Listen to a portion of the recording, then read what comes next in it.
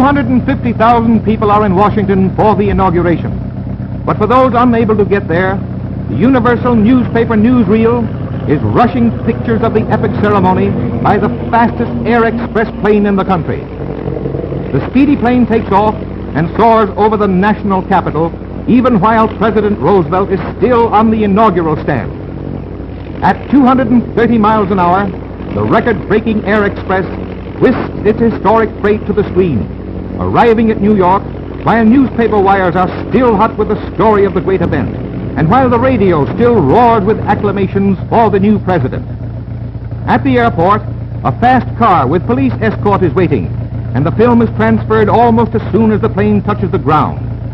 No bet is overlooked in the race against time to serve the newsreel public, and the Universal newspaper Newsreel is establishing a record for speed. Here they come, on the last lap. And here it is, the beginning of the greatest drama in American affairs, the creation of a new chief executive. According to time-honored custom, the retiring president and the president-elect ride together from the White House with congressional escort down the long and crowd-packed Pennsylvania Avenue to the Capitol, where Roosevelt is to take the oath of office. Enthusiasm is at its height. Never was there such a joyful, jubilant, yelling, applauding inauguration crowd. Roosevelt is the nation's idol here today. Thousands of Americans are here to cheer the birth of a new era in national affairs, a New Deal era, which is supposed to pull the country out of its chaos. The hosts of democracy are here to celebrate the greatest party victory of all time. And now everything is ready for the big moment.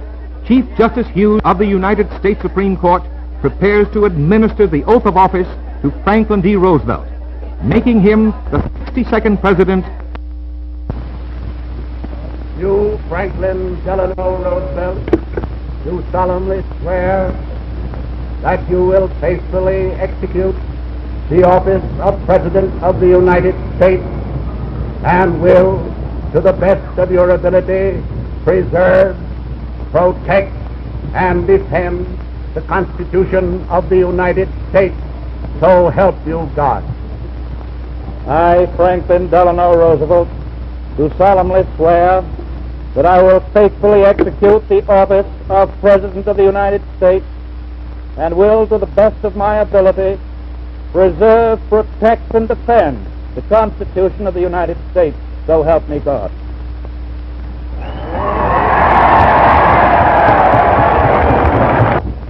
This is a day of national consecration,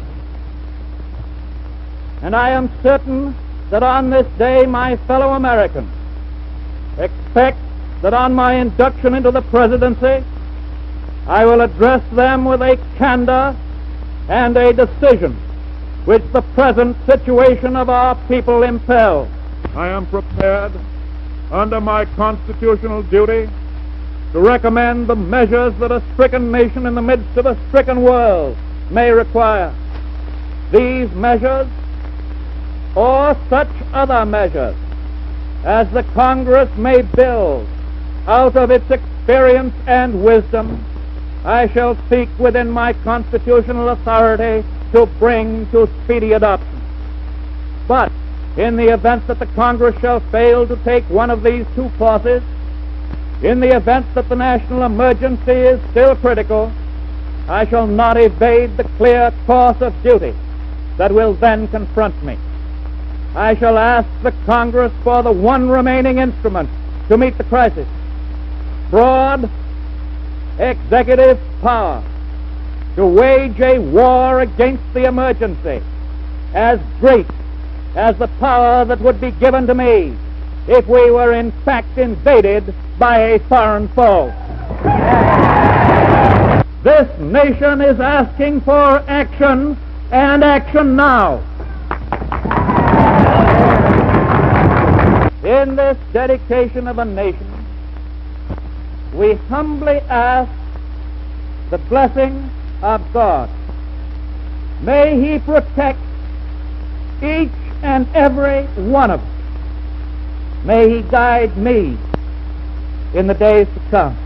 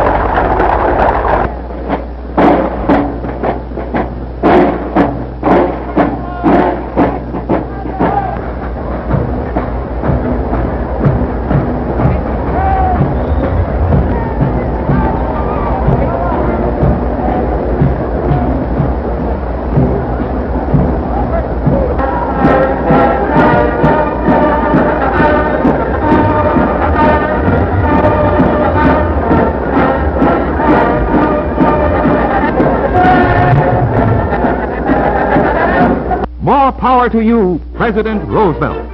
The entire country's behind you, thrilled with hope and patriotism.